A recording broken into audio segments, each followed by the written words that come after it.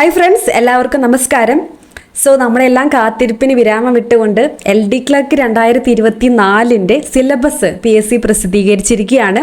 Category number 503/2023 504/2023 പരീക്ഷയുടെ വിശദമായ സിലബസാണ് January 1 PSC ഔദ്യോഗികമായിട്ട് പ്രസിദ്ധീകരിച്ചിരിക്കുന്നത്. ഈ സിലബസിൻ്റെ ഡീറ്റെയിൽ ആയിട്ടുള്ള അനാലിസിസ്, ഏത് ഭാഗമൊക്കെയാണ് ഫോക്കസ് ചെയ്യേണ്ടത്, ഏത് ഭാഗം പോർഷൻസ് ഒക്കെ പഠിച്ചാലാണ് നമുക്ക് റാങ്കിലോട്ട് എത്തിപ്പെടാൻ പറ്റുന്നത് എന്നുള്ള കാര്യങ്ങളൊക്കെയാണ് നമ്മൾ ഇന്നത്തെ വീഡിയോയിൽ ഡിസ്കസ് ചെയ്യുന്നത്. I am Alisha and welcome to അലീസൈസ് ബൈ അലീഷ. സിലബസ് വന്നപ്പോൾ കുറേ പേർക്കുണ്ടായ സംശയമാണ്, എന്തെങ്കിലും വ്യത്യാസം ഉണ്ടോ, കഴിഞ്ഞ പ്രാവശ്യത്തെ അതേ സിലബസ് ആണോ എന്നല്ലേ? എന്തെങ്കിലും വ്യത്യാസം ഉണ്ടോ? ഒരു വ്യത്യാസവും ഇല്ല. 2021 LD ക്ലർക്ക് മെയിൻ എക്സാമിൻ്റെ, പ്രിലിമിനറി എക്സാമിൻ്റെ അല്ല, മെയിൻ എക്സാമിൻ്റെ സെയിം സിലബസ് തന്നെയാണ്. അതേ സബ്ജക്റ്റും അതേ മാർക്ക് ഡിസ്ട്രിബ്യൂഷനും സെയിം കാര്യങ്ങളാണ് സിലബസിൽ ഇൻക്ലൂഡ് ചെയ്തേക്കുന്നത്. അതുകൊണ്ട് എനിക്ക് കുറച്ചും കൂടി ഈസിയായി, കാരണം ഞാൻ ഈ പരീക്ഷ എഴുതിയിട്ടാണ് റാങ്ക് ലിസ്റ്റിൽ വന്നേക്കുന്നത്. അപ്പോൾ എനിക്ക് നിങ്ങൾക്ക് പറഞ്ഞു തരാൻ കുറച്ചും കൂടെ ഈസിയാണ്. ഏതൊക്കെയാണ് ഞാൻ പഠിച്ചത്, ഏതൊക്കെയാണ് ഞാൻ ഫോക്കസ് ചെയ്തത്, ഇനി എന്നേക്കാൾ മികച്ച റാങ്കിലേക്ക് നിങ്ങൾക്ക് എത്താൻ ഞാൻ എന്തൊക്കെ മിസ്റ്റേക്സ് ആണ് വരുത്തിയത്, എവിടെയൊക്കെയാണ് ഇമ്പ്രൂവ് ചെയ്യേണ്ടത്, അപ്പോൾ അങ്ങനത്തെ കാര്യങ്ങളൊക്കെ നമ്മൾ ഇന്ന് ഈ വീഡിയോയിൽ പറയും. ഓക്കെ, ഇനി നമുക്ക് സിലബസ് ഡീറ്റെയിൽ ആയിട്ട് നോക്കാം. ഇപ്പോൾ പൊതുവിജ്ഞാനം GK പോർഷനിൽ ഏതൊക്കെ ടോപ്പിക്സ് ആണ് വരുന്നത്? ചരിത്രം, ഭൂമിശാസ്ത്രം, അങ്ങനെ തുടങ്ങിയിട്ട് 11 ടോപ്പിക്സ് ആണ് GKനകത്ത് വരുന്നത്.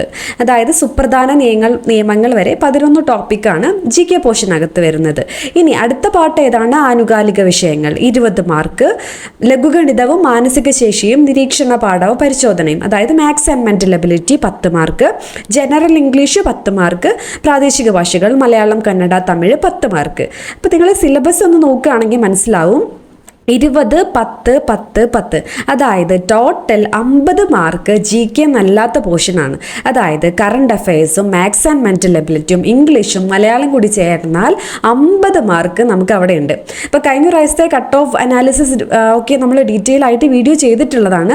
അത് കണ്ടിട്ടുള്ളവർക്ക് മനസ്സിലാവുന്നുണ്ടാവും, പല ജില്ലകളിലും 50, 54 അങ്ങനെ ഒരു റേഞ്ചിലാണ് കട്ട് ഓഫ് മാർക്ക് വന്നേക്കണേ. അപ്പോൾ ഈ ഒരു പോർഷൻ മര്യാദയ്ക്ക് പഠിച്ചിട്ടുണ്ടെങ്കിൽ തന്നെ നമുക്ക് റാങ്കിലോട്ട് എത്തിപ്പെടാൻ നല്ലോണം ഹെൽപ്ഫുൾ ആയിരിക്കും അത്. അപ്പോൾ നമ്മൾ ഫോക്കസ് ചെയ്യേണ്ട ഏറ്റവും പ്രധാനപ്പെട്ട ഏരിയ ഏതാണ്? ഈ സബ്ജക്ട്സ് തന്നെയാണ്. കറണ്ട് അഫയേഴ്സും മാത്സ് ആൻഡ് മെന്റൽ എബിലിറ്റിയും ഇംഗ്ലീഷും മലയാളം തന്നെയാണ്. ഇനി ആനുകാലിക വിഷയങ്ങൾ, കറണ്ട് അഫയേഴ്സ് എങ്ങനെയാണ് പഠിക്കേണ്ടത് എന്നുള്ള കാര്യങ്ങളൊക്കെ എൻ്റെ പഠന രീതി എങ്ങനെയാണ് ഞാൻ പഠിച്ചു തുടങ്ങിയത്, അതിൽ ഡീറ്റെയിൽ ആയിട്ട് ആ കാര്യങ്ങളൊക്കെ പറയുന്നുണ്ട്. അപ്പോൾ ആ വീഡിയോൻ്റെ ലിങ്ക് ഡിസ്ക്രിപ്ഷൻ ബോക്സിൽ കൊടുത്തേക്കാം. അപ്പോൾ അത് കാണാത്തവർക്ക് അത് കൊണ്ട് നോക്കാവുന്നതാണ്. ഇനി പലർക്കുള്ള സംശയമാണ്, എവിടെ തുടങ്ങിയിട്ടാണ് കറണ്ട് അഫയേഴ്സ് മെയിനായിട്ട് പഠിക്കേണ്ടതെന്നുള്ളത്. അപ്പോൾ ഡേറ്റും ഡിക്ലെയർ ചെയ്തു അല്ലേ? ജൂലൈ മുതൽ സെപ്റ്റംബർ വരെയാണ് 2024 LD ക്ലർക്ക് എക്സാം നടക്കാനായിട്ട് പോകുന്നത്. അപ്പോൾ അത് എന്തുകൊണ്ടാണ് പല മാസങ്ങളിൽ? ആദ്യമായിട്ട് എക്സാമൊക്കെ എഴുതുന്നവർക്ക്, ഇതിനെക്കുറിച്ച് അറിയാത്തവർക്ക് സംശയം ഉണ്ടായിരിക്കും. അതായത് കഴിഞ്ഞ വർഷം 2021 മെയിൻ എക്സാം എന്ന് പറഞ്ഞിട്ട് LD ക്ലർക്കിന് വേണ്ടിയിട്ട് ഒറ്റ മെയിൻ എക്സാമാണ് നടത്തിയത്. കാരണം അതിന് മുന്നേ ഘട്ടമായിട്ട് പ്രിലിമിനറി എക്സാം ഉണ്ടായിരുന്നു. പക്ഷേ ആ പാറ്റേൺ PSC ഇനി ഫോളോ ചെയ്യാനായിട്ട് ഉദ്ദേശിക്കുന്നില്ല. മുന്നേ ഉണ്ടായിരുന്ന രീതി, അതായത് ഇപ്പോൾ 2 ജില്ലയ്ക്കൊക്കെ വേണ്ടിയിട്ട് ഒരു എക്സാം, ഒരേ ക്വസ്റ്റ്യൻ പേപ്പർ, ഒരേ എക്സാം, ഒരേ ഡേറ്റ്, അങ്ങനെയുള്ള പഴയ രീതിയിലേക്ക് PSC ഇപ്പോൾ തിരിച്ചു പോയേക്കാണ്. അതുകൊണ്ടാണ് ജൂലൈ മുതൽ സെപ്റ്റംബർ വരെ എന്നുള്ള ഡേറ്റ് PSCയുടെ കലണ്ടറിൽ കൊടുത്തിരിക്കുക എന്നുള്ളത് അറിഞ്ഞിരിക്കുക. ഓക്കെ, ഇനി ആനുകാലിക വിഷയങ്ങൾ എവിടെ മുതൽ നമ്മൾ ഫോക്കസ് ചെയ്യണം? ജൂലൈയിൽ എക്സാം ഡേറ്റ് പ്രഖ്യാപിച്ചിട്ടുള്ളത് കൊണ്ട് അതിന് 1 മാസം 2 മാസം എന്തായാലും PSCക്ക് ക്വസ്റ്റ്യൻ പേപ്പറൊക്കെ പ്രിപ്പയർ ചെയ്യാനായിട്ട് സമയം വേണം. ഒരുപാട് പേര് എഴുതുന്ന എക്സാം ആണല്ലേ. അപ്പോൾ 2024 മെയ് മാസം വരെ നമ്മൾ നോക്കിയാൽ മതിയാവും. അതിന് മുന്നോട്ട് ഒരു വർഷം, അതായത് 2023 മെയ് മുതൽ 2024 മെയ് വരെയാണ് നമ്മൾ ഡീറ്റെയിൽ ആയിട്ട് നോക്കേണ്ടത്.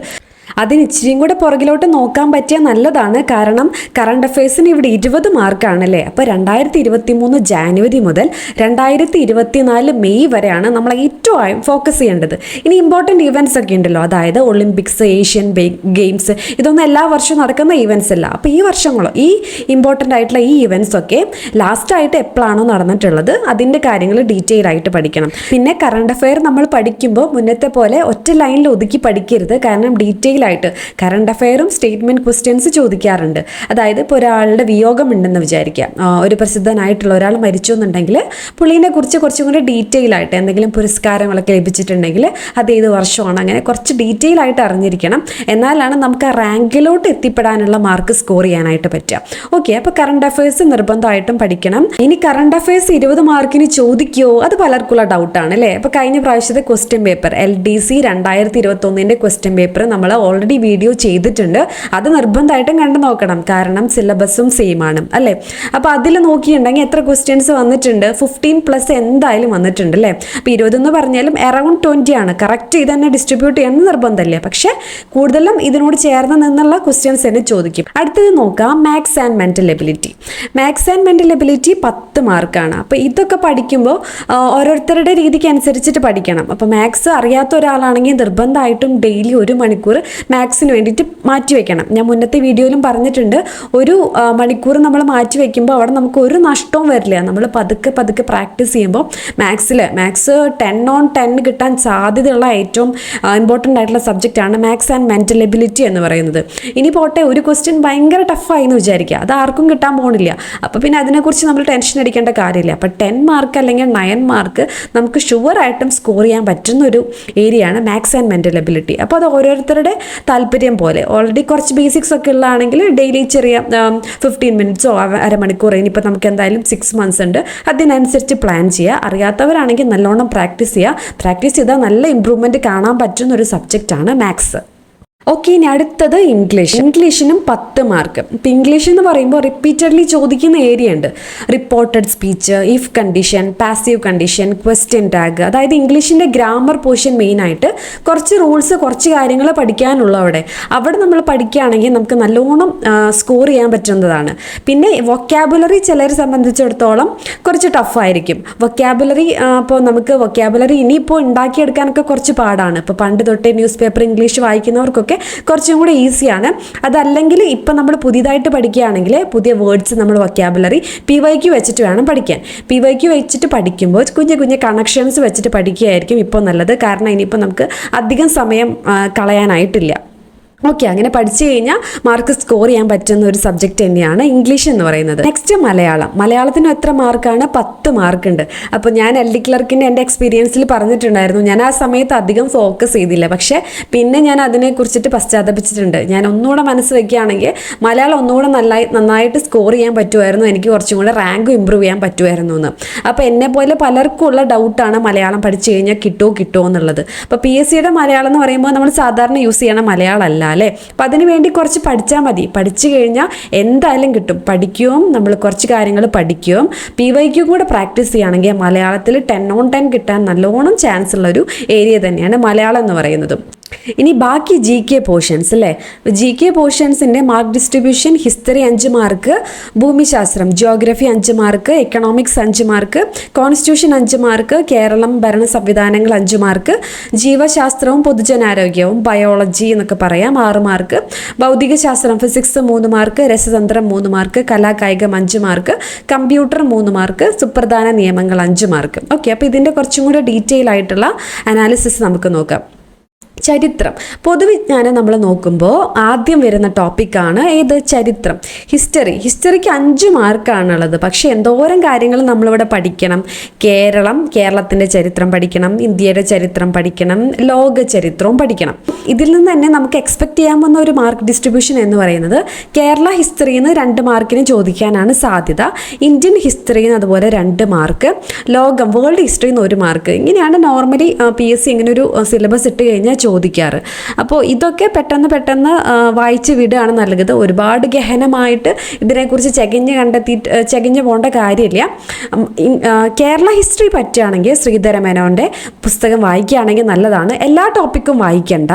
ഇമ്പോർട്ടൻ്റ് ആയിട്ടുള്ളത് സിലബസിൽ പറഞ്ഞിട്ടുള്ള ശ്രീധരമേനോൻ്റെ ബുക്കിലുള്ള ചാപ്റ്റേഴ്സ് തിരഞ്ഞെടുത്തിട്ട്, കൂടുതലായിട്ടും യൂറോപ്യന്മാരുടെ വരവ്, മാർത്താണ്ഡവർമ്മ മുതൽ ശ്രീ ചിത്തിര തിരുനാൾ വരെയുള്ള ചരിത്രമൊക്കെയാണ് ശ്രീധരമേനോൻ്റെ പുസ്തകത്തിലുള്ളത്. അപ്പോൾ ആ ഏരിയ അവിടെ നിന്ന് പഠിച്ചാൽ നല്ലതായിരിക്കും. പിന്നെ നവോത്ഥാന പ്രസ്ഥാനങ്ങൾ എല്ലാ ക്വസ്റ്റ്യൻ പേപ്പറിലും 1 മാർക്ക് ഷുവർ ഷോട്ടായിട്ട് ചോദിക്കുന്നതാണ്. അത് നമ്മുടെ SCERT പാഠപുസ്തകങ്ങളിൽ നിന്നാണ് കൂടുതലും ചോദിക്കുന്നത്. അപ്പോൾ ബാക്കിയുള്ള ചരിത്രത്തിലത്തെ ബാക്കിയുള്ള പോർഷൻസൊക്കെ SCERT വായിക്കുന്നതായിരിക്കും ഏറ്റവും നല്ലത്. ഓൾറെഡി ബേസ് ഉള്ളവരാണെന്നുണ്ടെങ്കിൽ ബാക്കി പുസ്തകമൊക്കെ വായിച്ചിട്ട് ഡെവലപ്പ് ചെയ്യാവുന്നതാണ്. ഓക്കെ, ഇനി ഓരോ സബ്ജക്റ്റും ഓരോ ടോപ്പിക്ക് ഞാൻ ഇങ്ങനെ വലിച്ചു നീട്ടി പറയാത്തത് ഒരുപാടങ്ങ് ലെങ്തി ആയി പോകുന്നുള്ളത് കൊണ്ടാണ് ഇമ്പോർട്ടൻ്റ് ആയിട്ടുള്ള കാര്യങ്ങൾ മാത്രം പറഞ്ഞു പോകുന്നത്. ഓക്കെ, അടുത്ത സബ്ജക്റ്റ് ജിയോഗ്രഫിയും അത്യാവശ്യം വാസ്റ്റ് ആണ് അല്ലേ. ജിയോഗ്രഫി നമ്മൾ പഠിക്കുമ്പോൾ Indian geography, world geography, Kerala geography, ഇവിടെയും 3 പോർഷനായിട്ട് നമുക്ക് പഠിക്കാണ്ട് അത്യാവശ്യം വാസ്റ്റ് ആണ്. അപ്പോൾ SCERTയും ഇമ്പോർട്ടൻ്റ് ആയിട്ടുള്ള പോർഷൻസും നോക്കി അങ്ങനെ കവർ ചെയ്യാനായിട്ട് ശ്രമിക്കുക. ഒരുപാട് റിപ്പീറ്റഡ്ലി ചോദിക്കുന്ന ഏരിയാസ് ഒക്കെ ഉണ്ട്. ഇപ്പോൾ നോക്കുകയാണെങ്കിൽ ഭൂമിയുടെ ഘടന, ആ ഭാഗത്തു നിന്നൊക്കെ കുറച്ചും കൂടി ക്വസ്റ്റ്യൻസ് ചോദിക്കാറുണ്ട്. അന്തരീക്ഷ മർദ്ദം, കാറ്റ്, ആ പോർഷനൊക്കെ ചോദിക്കാറുണ്ട്. അങ്ങനെ ഫോക്കസ് ചെയ്തിട്ട് പഠിക്കുകയായിരിക്കും നല്ലത്. ഒരുപാട് അങ്ങ് ഡീറ്റെയിലോട്ട് സമയമുള്ളവർ, ഓൾറെഡി അറിയാവുന്നവർ, ബേസ് ഉള്ളവരൊക്കെ ഒന്നും കുഴപ്പമില്ല. അധികം സമയമില്ലാത്തവർ, ബിഗിനേഴ്സിനൊക്കെ വേണ്ടിയിട്ടാണ് കൂടുതലും പറയുന്നത്. ഓക്കെ, ഇനി ഈ ലോകരാഷ്ട്രങ്ങളും അവയുടെ സവിശേഷതകളും ഈ പോർഷനൊക്കെ നമ്മൾ പഠിക്കുകയാണെങ്കിലും അങ്ങനെ അത്ര അധികം ചോദിച്ച് കണ്ടിട്ടില്ല. അപ്പോൾ എല്ലാ രാജ്യങ്ങളെക്കുറിച്ച് എല്ലാതും പഠിക്കാനും ഒരുപാട് സമയമെടുക്കും. അവിടെ നിന്ന് അങ്ങനെ ചോദിച്ചും കണ്ടിട്ടില്ല. ഏറിപ്പോയാൽ തന്നെ 1 മാർക്ക്. അപ്പോൾ ഈ പോർഷനൊക്കെ അധികം കോൺസെൻട്രേറ്റ് ചെയ്യാണ്ടിരിക്കുകയായിരിക്കും നല്ലത്. ഓക്കെ, ഇനി ഇന്ത്യ. നമ്മളിപ്പോൾ റാങ്ക് ഫയലിലൊക്കെ നോക്കുകയാണെങ്കിൽ ഭയങ്കര വാസ്റ്റായിട്ട് നമുക്ക് കാണാവുന്ന പോർഷനാണ് അല്ലേ. സംസ്ഥാനങ്ങൾ, അവയുടെ സവിശേഷതകൾ, അതുപോലെ തന്നെ കേരളത്തിൻ്റെ ജില്ലകളും സവിശേഷതകളും. അപ്പോൾ ഇനി പഠിച്ചു തുടങ്ങാനൊക്കെ ഉദ്ദേശിക്കുന്നവരെ ഈ പോർഷൻ അധികം ഫോക്കസ് ചെയ്യണത് അത്ര നല്ലതായിരിക്കില്ല. കാരണം ഒരുപാടുണ്ട്. ഇപ്പോൾ നമ്മൾ റാങ്ക് ഫയലൊക്കെ നോക്കുകയാണെങ്കിൽ നമ്മൾ തലയിറങ്ങി വീഴും. ഫുള്ള് ഫാക്സും ആണ്. അപ്പോൾ ഞാൻ അധികം പഠിക്കാനായിട്ട് പോയിട്ടില്ല ഈ ഒരു പോർഷൻസ്. ഇതുപോലെ നേരത്തെ പറഞ്ഞതുപോലെ തന്നെ ഏറിയാൽ 1 മാർക്ക്. അത് ഒരുപാട് ഇമ്പോർട്ടൻ്റ് ആയിട്ടുള്ള ടോപ്പിക്സ്, ഈ നദികൾ, ഉത്തര മഹാസമതലം, ആ ഏരിയ നോക്കിയാണ് കൂടുതലും ചോദിക്കാറ്. ഓക്കെ, അപ്പോൾ സംസ്ഥാനങ്ങൾ, അവയുടെ സവിശേഷതകളൊക്കെ നിങ്ങൾക്ക് സമയമുണ്ടെങ്കിൽ മാത്രം നോക്കിയാൽ മതി. അതുപോലെ തന്നെ കേരളം, ജില്ലകളും സവിശേഷതകളും ഈ പോർഷൻ. ഇപ്പോൾ ബേസിക് ഐഡിയ ഒക്കെ ഉണ്ടായിരിക്കണം, ഏതൊക്കെ ജില്ലകളാണ്, വലുത് ചെറുത്, അങ്ങനെ ബേസിക് ഐഡിയ ഉണ്ടാകണം. അതല്ലാണ്ട് ഓരോ ജില്ലേനെ കുറിച്ച് ഡീറ്റെയിൽ ആയിട്ടുള്ളത് നിങ്ങളുടെ സമയത്തിനനുസരിച്ചിട്ട് സമയം കിട്ടുകയാണെങ്കിൽ പഠിക്കുകയായിരിക്കും നല്ലത്. ബാക്കിയുള്ള പോർഷൻസിനാണ് ജിയോഗ്രഫിയിൽ കുറച്ചും കൂടെ ഇമ്പോർട്ടൻസ് കൊടുക്കേണ്ടത്. ഓക്കെ, ഇനി അടുത്തത് എക്കണോമിക്സ് ഷുവർ ഷോട്ടായിട്ടും നല്ലോണം ഫോക്കസ് ചെയ്ത് പഠിക്കുകയാണെങ്കിൽ എത്ര മാർക്കാണ് നമുക്ക് കിട്ടുന്നത്? 5 മാർക്ക്. നിങ്ങൾ നോക്കിയേ, നമ്മൾ ഹിസ്റ്ററിയും ജിയോഗ്രഫിയും ഒക്കെ പറയുമ്പോൾ കുറേ കാര്യങ്ങൾ പറഞ്ഞു അല്ലേ. ഇക്കണോമിക്സിൽ ആകെ 3 വരി ഉള്ളൂ. അപ്പോൾ ഈ 3 വരി തന്നെ നല്ല ഡീറ്റെയിൽ ആയിട്ട് പഠിക്കുകയാണെങ്കിൽ 5 മാർക്ക് നമ്മുടെ കയ്യിലിരിക്കും. ഓക്കെ, ഇന്ത്യ സാമ്പത്തിക രംഗം, ഇതിലൊന്നും സ്കിപ്പ് ചെയ്യാനില്ല, എല്ലാം ഇമ്പോർട്ടൻ്റ് ആണ്. പഞ്ചവത്സര പദ്ധതികളൊക്കെ നല്ലോണം പഠിക്കണം. അത് എത്ര പഠിച്ചാലും 1 മാർക്ക് നിർബന്ധമായിട്ടും ചോദിക്കാനുള്ളതാണ്. പ്ലാനിംഗ് കമ്മീഷൻ, നീതി ആയോഗ്, നവസാമ്പത്തിക പരിഷ്കാരങ്ങളൊക്കെ ഇപ്പോൾ എല്ലാ ക്വസ്റ്റ്യൻ പേപ്പറിലും 1 മാർക്ക് ഈ ഒരു ഏരിയയിൽ നിന്ന് കാണാറുണ്ട്. SCERT വായിച്ചിട്ട് എക്കണോമിക്സ് ഒക്കെ പഠിക്കുമ്പോൾ SCERT മാത്രം പോരാ, NCERT കൂടെ കവർ ചെയ്ത് പഠിക്കാൻ പറ്റുകയാണെങ്കിൽ നല്ലതാണ്. കാരണം അവിടെ 5 മാർക്ക് നമുക്ക് അത്രയും പഠിച്ചാൽ മതി. SCERT NCERT പഠിച്ചാൽ തന്നെ 5 മാർക്ക് കിട്ടും. ഓക്കെ, ഇനി ധനകാര്യ സ്ഥാപനങ്ങൾ എന്ന് പറയുമ്പോൾ RBI, അങ്ങനെ മറ്റ് ബാങ്കുകൾ, ഇൻസ്റ്റിറ്റ്യൂഷൻസ് ഒക്കെയാണ്, നോൺ ബാങ്കിങ് ഇൻസ്റ്റിറ്റ്യൂഷൻസ് ഒക്കെയാണ് വരുന്നത്. അപ്പോൾ അതും ഇമ്പോർട്ടൻ്റ് ആയിട്ടുള്ളതാണ്. കാർഷിക വിളകൾ, ധാതുക്കൾ, ഹരിത വിപ്ലവം എല്ലാം ഇമ്പോർട്ടൻ്റ് ആണ്. നമ്മൾ മനസ്സിരുത്തി ഒന്ന് പഠിക്കുകയാണെങ്കിൽ 5 മാർക്ക് നമുക്ക് കിട്ടും. അപ്പോൾ എക്കണോമിക്സും കോൺസെൻട്രേഷൻ കൊടുത്ത് പഠിക്കേണ്ട മറ്റൊരു സബ്ജക്റ്റാണ്. ഓക്കെ, അടുത്തത് ഇന്ത്യൻ ഭരണഘടന. 5 മാർക്ക് പഠിക്കുകയാണെങ്കിൽ ഫുൾ മാർക്ക് നമുക്ക് സ്കോർ ചെയ്യാൻ പറ്റും. ഭരണഘടനയ്ക്ക് അകത്ത് വരുന്നത് നിർമ്മാണ സമിതി, ആമുഖം, പൗരത്വം, മൗലികാവകാശങ്ങൾ, നിർദ്ദേശക തത്വങ്ങൾ. ഞാൻ എല്ലാം വായിച്ചിട്ട് നിങ്ങളെ ബോറടിപ്പിക്കുന്നില്ല. സിലബസ് ഒക്കെ ഓൾറെഡി നിങ്ങളുടെ കയ്യിലുണ്ട്, അല്ലെങ്കിൽ നമ്മുടെ ടെലഗ്രാം ചാനലിലൊക്കെ ഷെയർ ചെയ്തിട്ടുണ്ട്. അപ്പോൾ അതിലൂടെ വായിച്ച് നോക്കിയാൽ മതി. ഓക്കെ, എല്ലാതും ഇമ്പോർട്ടൻ്റ് ആണ്. പഠിക്കുകയാണെങ്കിൽ നമുക്ക് 5 മാർക്കും സ്കോർ ചെയ്യാനായിട്ട് പറ്റും. ഓക്കെ, ഇനി അടുത്തത് കേരളം, ഭരണവും ഭരണ സംവിധാനങ്ങളും. ഇത് കുറേ പേർക്ക് ഇഷ്ടമില്ലാത്ത, അല്ലെങ്കിൽ പഠിച്ചാൽ കിട്ടുമോ എന്ന് കൺഫ്യൂഷനുള്ള ഒരു ഏരിയ ആണ്. അപ്പോൾ പഠിക്കുകയാണെങ്കിൽ ഇവിടെ എത്ര മാർക്കാണ്? 5 മാർക്ക്. കേരളം, ഭരണ സംവിധാനങ്ങളും ഞാൻ മുന്നത്തെ വീഡിയോയിലും പറഞ്ഞിട്ടുള്ളത് പോലെ തന്നെ ഏറ്റവും ബെസ്റ്റ് കേരളത്തിൻ്റെ ഇൻസ്റ്റിറ്റ്യൂഷൻസൊക്കെ, അതായത് നമ്മൾ ഇതിൽ പറയുന്നുണ്ട് അല്ലേ, ഭരണഘടനാ സ്ഥാപനങ്ങൾ, വിവിധ കമ്മീഷനുകൾ, ഇതൊക്കെ നമ്മൾ ജസ്റ്റ് ഗൂഗിളിൽ അടിച്ചു കൊടുത്താൽ മതി. ഇപ്പോൾ കേരള പബ്ലിക് സർവീസ് കമ്മീഷൻ എന്ന് അടിച്ചു കൊടുക്കുക. അപ്പോൾ അവരുടെ ഫങ്ഷൻസ് ഏതൊക്കെയാണ്, ആരാണ് ഇപ്പോഴത്തെ ചെയർമാൻ, നമുക്ക് ജോലി തരുന്ന സ്ഥാപനമാണ് അല്ലേ. അപ്പോൾ അതിനെക്കുറിച്ച് നമ്മൾ അറിഞ്ഞിരിക്കേണ്ടേ. അങ്ങനെ ഇപ്പോൾ കിഫ്ബി അല്ലെങ്കിൽ പ്ലാനിംഗ് ബോർഡ്, ഈ കാര്യങ്ങളൊക്കെ ഇതിൽ പറഞ്ഞിട്ടുള്ള ഓരോന്നും, തണ്ണീർത്തട സംരക്ഷണം, ദുരന്ത നിവാരണ അതോറിറ്റി, ഇതൊക്കെ നമ്മൾ ഗൂഗിൾ ചെയ്ത് കഴിഞ്ഞാൽ കിട്ടുന്നതാണ്. ബി പോർഷൻസ് അങ്ങനെ പഠിക്കുകയായിരിക്കും കുറച്ചും കൂടെ നല്ലത്. ഇപ്പോൾ കൂടുതൽ അങ്ങനത്തെ ക്വസ്റ്റ്യൻസ് ആണ് കാണുന്നത്. അതായത് കേരള സർക്കാരിൻ്റെ കീഴിലുള്ള ഒരു സ്ഥാപനം തരും, കിഫ്ബി ആണെന്ന് വിചാരിക്കുക. എന്നിട്ട് അതിനെക്കുറിച്ച് ഒരു 5 സ്റ്റേറ്റ്മെൻറ്റ്, അതിൻ്റെ ഫംഗ്ഷൻസോ അതിൻ്റെ ലക്ഷ്യങ്ങളോ അല്ലെങ്കിൽ അത് സ്ഥാപിച്ച ഡേറ്റോ എന്നൊക്കെ പറഞ്ഞ് ഒരു 5 സ്റ്റേറ്റ്മെൻറ്റ്, അതിൽ ഏതൊക്കെയാണ് കറക്റ്റ്, അങ്ങനത്തെ ക്വസ്റ്റ്യൻസ് ആണ് കൂടുതലും കേരളം ഭരണ സംവിധാനങ്ങളിൽ നിന്ന് ചോദിച്ച് കണ്ടേക്കുന്നത്. അപ്പോൾ അവിടെ കുറച്ച് ഇൻസ്റ്റിറ്റ്യൂഷൻസ് ഉള്ളൂ. അപ്പോൾ ആ ഇൻസ്റ്റിറ്റ്യൂഷൻസ് ഏതൊക്കെയാണെന്ന് വേണമെങ്കിൽ നമുക്ക് റാങ്ക് ഫയലിൽ നിന്ന് റെഫർ ചെയ്തിട്ട് ഗൂഗിൾ ചെയ്ത് പഠിക്കുകയാണെങ്കിൽ ഇവിടെ നമുക്ക് മാർക്ക് സ്കോർ ചെയ്യാൻ ചാൻസ് ഉള്ളതാണ്. അടുത്തത് ഏതാണ്? സയൻസ് ആണ്. സയൻസിൽ തന്നെ ബയോളജി, അതായത് ജീവശാസ്ത്രവും പൊതുജനാരോഗ്യവും 6 മാർക്ക്. അപ്പോൾ ഇവിടെ റിപ്പീറ്റഡ്ലി സയൻസ് നോക്കുകയാണെങ്കിൽ റിപ്പീറ്റഡ്ലി ചോദിക്കുന്ന ഏരിയ ഉണ്ട് അല്ലേ. അപ്പോൾ മനുഷ്യ ശരീരത്തെക്കുറിച്ചുള്ള പൊതു അറിവ്, അത് കുറച്ച് വാസ്റ്റ് ആയിട്ടുള്ള ടോപ്പിക്കാണ്. ഓൾറെഡി ബയോളജി ഇഷ്ടമുള്ള ആൾക്കാരാണ്, ബേസിക്സ് ഉള്ളവരാണെങ്കിൽ ആ പോർഷൻ പഠിക്കുന്നതിൽ കുഴപ്പമില്ല. അല്ലാത്തവരാണെങ്കിൽ ഇപ്പോൾ ബ്രെയിൻ ഒക്കെ റിപ്പീറ്റഡ്ലി ചോദിക്കുന്ന ഏരിയ ആണ്. അപ്പോൾ അങ്ങനെ കുറച്ച് പോർഷൻസ് ഉണ്ട്. അപ്പോൾ അത് മാത്രം പഠിക്കുകയായിരിക്കും നല്ലത്. കാരണം അത്യാവശ്യം വാസ്റ്റാണ് ഈ ആദ്യത്തെ ടോപ്പിക് എന്ന് പറയുന്നത്. ഇൻട്രസ്റ്റ് അനുസരിച്ച് പഠിക്കുന്നതായിരിക്കും നല്ലത്. ജീവകങ്ങളും ധാതുക്കളും അവയുടെ അപര്യാപ്തത രോഗങ്ങളും നിർബന്ധമാണ്. വെരി ഇമ്പോർട്ടൻ്റ് ആണ്. എല്ലാ ക്വസ്റ്റ്യൻ പേപ്പറിലും ഒരു ക്വസ്റ്റ്യനെങ്കിലും ഉണ്ട്. ഓക്കെ, വൈറ്റമിൻസിനെ കുറിച്ചിട്ടുള്ളതാണ്, അത് നിർബന്ധമായിട്ടും പഠിക്കണം. പിന്നെ PSC ഇപ്പോൾ ലേറ്റസ്റ്റ് ആയിട്ട് ചോദിച്ചു വരുന്ന ഒരു ട്രെൻഡാണ് ഈ സാംക്രമിക രോഗങ്ങളും രോഗകാരികളും. എല്ലാ ക്വസ്റ്റ്യൻ പേപ്പറിലും നിങ്ങൾ നോക്കുകയാണെങ്കിൽ മിനിമം ഒരു ക്വസ്റ്റ്യനെങ്കിലും ഉണ്ട്. അതിന് കുറേ കോഡൊക്കെ ഉണ്ടല്ലോ. അപ്പോൾ ഇൻട്രസ്റ്റിംഗ് ആയിട്ടുള്ള കോഡുകൾ വെച്ചോ എങ്ങനെയാണ് നിങ്ങളുടെ രീതിയിൽ നിർബന്ധമായിട്ടും ഈ ടോപ്പിക്ക് കവർ ചെയ്യണം. അതുപോലെ തന്നെ കേരളത്തിൽ ആരോഗ്യക്ഷേമ പ്രവർത്തനങ്ങൾ, അതും വളരെയധികം ഇമ്പോർട്ടൻ്റ് ആണ്. കറണ്ട് അഫെയറും കൂടെ കണക്ട് ചെയ്തിട്ടാണ് ഈ ഭാഗത്ത് നിന്ന് ചോദിക്കാറ്. അപ്പോൾ അത് ബയോളജിയിൽ നിന്ന് വേണമെങ്കിൽ ചോദിക്കാം, കറണ്ട് അഫെയറിനും ചോദിക്കാം. കേരളത്തിൻ്റെ ഏതൊക്കെയാണ് ആരോഗ്യക്ഷേമ പ്രവർത്തനങ്ങൾ എന്നുള്ളത്. ജീവിതശൈലി രോഗങ്ങളും റീസെൻ്റ് ആയിട്ട് PSC ചോദിക്കാറുണ്ട്. SCRT ടെസ്റ്റ് എന്നും NCERT ടെക്സ്റ്റ് ബുക്കുകളിൽ നിന്നുമാണ് ഈ ഒരു പോർഷൻ നിന്ന് ചോദ്യം ചോദിച്ച് കണ്ടേക്കുന്നത്. പിന്നെ അടിസ്ഥാന ആരോഗ്യ വിജ്ഞാനം, പരിസ്ഥിതിയും പരിസ്ഥിതി പ്രശ്നങ്ങളും അത് അത്ര ഇമ്പോർട്ടൻ്റ് അല്ല. നോക്കിയിട്ട് സമയത്തിനനുസരിച്ച് ആ ഒരു ഏരിയയിൽ ഫോക്കസ് ചെയ്യുന്നതായിരിക്കും നല്ലത്. അടുത്തത് ഫിസിക്സ്. അപ്പോൾ ഫിസിക്സ് ഒക്കെ ഇപ്പോൾ അപ്ലിക്കേഷൻ ലെവൽ ക്വസ്റ്റ്യൻസ് ഒക്കെയാണ് ചോദിച്ച് കണ്ടേക്കണേ. കൺസെപ്റ്റ് മനസ്സിലാക്കി പഠിക്കുകയാണെങ്കിൽ എളുപ്പമാണ് കുറച്ചും കൂടെ. ചലന നിയമങ്ങളിൽ നിന്ന് ചോദ്യം ചോദിക്കാറുണ്ട്. ISROയുടെ നേട്ടങ്ങൾ, റീസെൻ്റ്ലി ചന്ദ്രയാൻ, ആദിത്യ, ഇതൊക്കെ വളരെയധികം ഇമ്പോർട്ടൻ്റ് ആണ്. ചോദ്യങ്ങൾ റിപ്പീറ്റഡ്ലി ചോദിക്കാറുണ്ട്. ഇനി ഈ ഒരു ഇക്വേഷൻ വെച്ചിട്ടില്ലേ, പ്രകാശത്തിൻ്റെ അകത്ത് തന്നെ ലെൻസ് റിപ്പീറ്റഡ്ലി അപ്ലിക്കേഷൻ ലെവലും സിമ്പിളായിട്ടുള്ള ക്വസ്റ്റ്യൻസും ഒക്കെ ചോദിക്കാറുണ്ട്. R = 2F എന്ന സമവാക്യം, ഈ ഒരു ഇക്വേഷൻ വെച്ചിട്ട് തന്നെ പല ക്വസ്റ്റ്യൻ പേപ്പറിലും ചോദ്യങ്ങൾ ചോദിച്ചിട്ട് കണ്ടിട്ടുണ്ട്. പിന്നെ ഇലക്ട്രോ മാഗ്നറ്റിക് സ്പെക്ട്രത്തിനകത്ത് വരുന്നതാണ് IRS, UV റേസ്. അപ്പോൾ അതൊക്കെ ചോദിക്കാറുണ്ട്. എല്ലാം ഇമ്പോർട്ടൻ്റ് ആണ്, പഠിക്കണം. സയൻസിനെ പറ്റി പറയുകയാണെങ്കിൽ ഇംഗ്ലീഷ് മീഡിയത്തിൽ പഠിച്ചവർക്ക് വേർഡ്സ് കുറച്ച് ബുദ്ധിമുട്ടുണ്ടാവും. മലയാളത്തിൽ തന്നെയാണ് ക്വസ്റ്റ്യൻ പേപ്പർ, മലയാളം മാത്രമാണ് ക്വസ്റ്റ്യൻ പേപ്പർ, സൈഡിൽ ഇംഗ്ലീഷൊന്നും ഉണ്ടാവില്ല. ഡിഗ്രി ലെവൽ ക്വസ്റ്റ്യൻ പേപ്പർ ആണെങ്കിലാണ് ഇംഗ്ലീഷിൽ ഉണ്ടാവുക.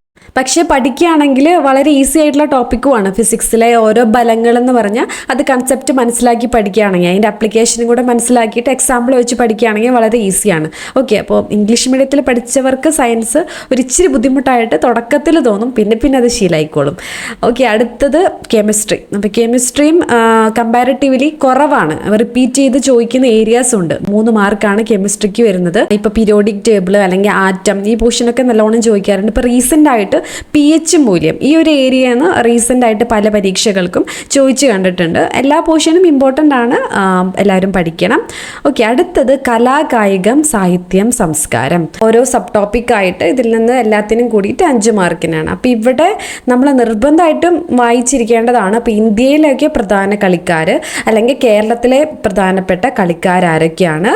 പിന്നെ കളികളുമായി പ്രധാനപ്പെട്ട പദങ്ങൾ ചോദിച്ച് കണ്ടിട്ടുണ്ട്. പ്രധാനപ്പെട്ട ട്രോഫികളും ചോദിച്ച് കണ്ടിട്ടുണ്ട്. ഇനി ഇന്ത്യയുടെ ശ്രദ്ധേയമായ പ്രകടനം. അപ്പോൾ എപ്പോഴും നമ്മൾ പഠിക്കുമ്പോൾ കേരളത്തിൻ്റെ അല്ലെങ്കിൽ ഇന്ത്യയുടെ കാര്യങ്ങളൊക്കെ നല്ലോണം ഫോക്കസ് ചെയ്തിട്ട് പഠിക്കണം. പിന്നെ സാഹിത്യത്തിൽ വരുമ്പോൾ നമ്മൾ നിർബന്ധമായിട്ടും പഠിച്ചിരിക്കേണ്ടതാണ് എഴുത്തുകാർ, തൂലികാനാമങ്ങൾ, അത് 1 മാർക്ക് ചോദിക്കാറുണ്ട്. പിന്നെ കഥാപാത്രങ്ങൾ, കൃതികൾ, അതും ചോദിക്കാറുണ്ട്. പ്രശസ്തമായ വരികൾ, ഇപ്പം അങ്ങനെ ചോദിച്ച് കണ്ടിട്ടില്ല, അപൂർവമായിട്ട് അങ്ങനെ ചോദിച്ച് കണ്ടിട്ടുള്ളൂ. പിന്നെ ഇമ്പോർട്ടൻ്റ് ആയിട്ടുള്ളതാണ്. ജ്ഞാനപീഠം നേടിയ മലയാളികൾ, അനുബന്ധ വസ്തുതകൾ. നിർബന്ധമായിട്ട് നമ്മൾ പഠിക്കേണ്ട ഏരിയയാണ്. ജ്ഞാനപീഠം നേടിയ മലയാളികളും അനുബന്ധ വസ്തുതകളും റിപ്പീറ്റഡ്ലി ചോദിക്കാറുണ്ട്. പിന്നെ പ്രധാനപ്പെട്ട അവാർഡുകൾ, ഇത് വേണമെങ്കിൽ കറണ്ട് അഫെയർ ഭാഗത്തുനിന്നും ചോദിക്കാം, അല്ലെങ്കിൽ ഈ ടോപ്പിക്കായിട്ടും ചോദിക്കാം. നമുക്കറിയാം അല്ലേ, ഇപ്പം എഴുത്തച്ഛൻ പുരസ്കാരം, വള്ളത്തോൾ പുരസ്കാരം, അങ്ങനെ സാഹിത്യത്തിന് ഒരുപാട് അവാർഡ് ഉണ്ട്. ഇനി ഇൻ്റർനാഷണൽ ലെവലാണെങ്കിൽ നൊബേൽ പ്രൈസ്, ബുക്കർ പ്രൈസ്, അങ്ങനെ ഒരുപാട് അവാർഡുകൾ ഉണ്ടല്ലേ. അപ്പോൾ അത് കറണ്ട് അഫെയറുമായിട്ട് റിലേറ്റ് ചെയ്തിട്ടായാലും ഈ പോർഷൻസ് ഒക്കെ നല്ലോണം പഠിക്കണം. ഓക്കെ, അടുത്തത് കമ്പ്യൂട്ടർ അടിസ്ഥാന വിവരങ്ങൾ. ഇത് 3 മാർക്കാണ് ഈ ഒരു പോർഷനിൽ നിന്ന് ചോദിക്കാറ്. അപ്പോൾ ഇതിൽ ഏറ്റവും ഇമ്പോർട്ടൻ്റ് ആയിട്ടുള്ളത്, എല്ലാ ടോപ്പിക്സും കവർ ചെയ്യുന്നത് നല്ലതായിരിക്കും.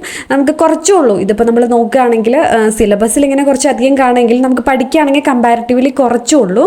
അപ്പോൾ ഇൻട്രസ്റ്റ് ഉള്ളവർക്കൊക്കെ ആണെങ്കിൽ പെട്ടെന്ന് ക്യാച്ച് ചെയ്യാനും പറ്റുന്ന ഒരു ഏരിയയാണ് സൈബർ ക്രൈംസും സൈബർ ലോയും. അപ്പോൾ IT ആക്റ്റും അതർ ലോസും. അപ്പോൾ IT ആക്റ്റിൽ നിർബന്ധമായിട്ടും കുറച്ച് സെക്ഷൻസ് നമുക്ക് പഠിക്കാണ്ട്, അത് റിപ്പീറ്റഡ്ലി ചോദിച്ച് കണ്ടിട്ടുണ്ട്. ബാക്കി ഇപ്പോൾ ഇൻപുട്ട് ഡിവൈസസ്, ഔട്ട്പുട്ട് ഡിവൈസസ്, അതൊക്കെ നമ്മൾ പഠിക്കുകയാണെങ്കിൽ പെട്ടെന്ന് കിട്ടാൻ ചാൻസ് ഉണ്ട്.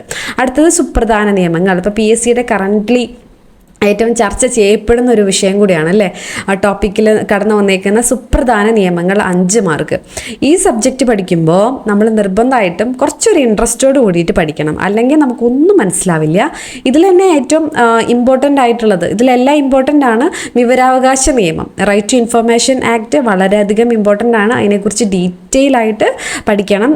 കാരണം ഇതിപ്പോൾ നമുക്ക് നോക്കിയേ 5 മാർക്ക് എന്ന് പറയുമ്പോൾ ഏകദേശം 5 കാര്യങ്ങളോ 6 കാര്യങ്ങളോ 5 പോയിന്റാണ് ഇവിടുന്ന് പറയുന്നത്. അപ്പോൾ ഈ 5 സെക്ഷൻ എന്നും ഓരോരോ ക്വസ്റ്റ്യൻസ് വീതം കറക്റ്റായിട്ട് ചോദിക്കാനുണ്ട്. ഇൻഫർമേഷൻ ആക്ട്, അതുകൊണ്ട് തന്നെ വിവരാവകാശ നിയമം ഇമ്പോർട്ടൻ്റ് ആണ്. പിന്നെ വൾണറബിൾ സെക്ഷൻസിന് വേണ്ടിയിട്ടുള്ള ആക്ട്, SC/ST, പിന്നെ minority commission, human rights commission. Human rights വളരെയധികം ഇമ്പോർട്ടൻ്റ് ആണ്. അത് current affair as human rights commissioner ആരാണ്, അതുപോലെ തന്നെ ഇൻഫർമേഷൻ ആക്ട് ആയാലും നാഷണൽ ഇൻഫർമേഷൻ കമ്മീഷൻ്റെ ചെയർമാൻ ആരാണ്, അങ്ങനെയും ചോദിക്കാറുണ്ട്. ഫങ്ഷൻസും എല്ലാം ഡീറ്റെയിൽ ആയിട്ട് ചോദിക്കാറുണ്ട്. സ്റ്റേറ്റ്മെൻറ്റ് ക്വസ്റ്റ്യൻസ് നല്ലോണം മനസ്സിലാക്കിയിട്ട് പഠിക്കേണ്ട ഏരിയയാണ്. Protection and safeguard of woman, national and state commission for വുമണും ഒരു ആക്റ്റാണ് മെയിനായിട്ട് കൊടുത്തിരിക്കുന്നത്. Protection of women from domestic violence act 2005. POCSO act is very very important. നല്ലോണം മനസ്സിലാക്കിയിട്ട് പഠിക്കണം. റിപ്പീറ്റഡ്ലി ചോദിക്കുന്നതാണ്, നമ്മളെപ്പോഴും കേൾക്കുന്നതാണ് അല്ലേ, ഇൻ ക്യാമറ ട്രയൽ എന്നൊക്കെ പറഞ്ഞിട്ട് സ്റ്റേറ്റ്മെൻറ്റ് ക്വസ്റ്റ്യൻ ഒക്കെ വന്നിട്ടുണ്ട്. അത് അന്ന് ആദ്യം PSCയുടെ ഒരു പാറ്റേൺ മാറിയപ്പോൾ എല്ലാവരും കൗതുകത്തോടെ നോക്കിക്കണ്ട ഒരു സംഭവം കൂടിയായിരുന്നു.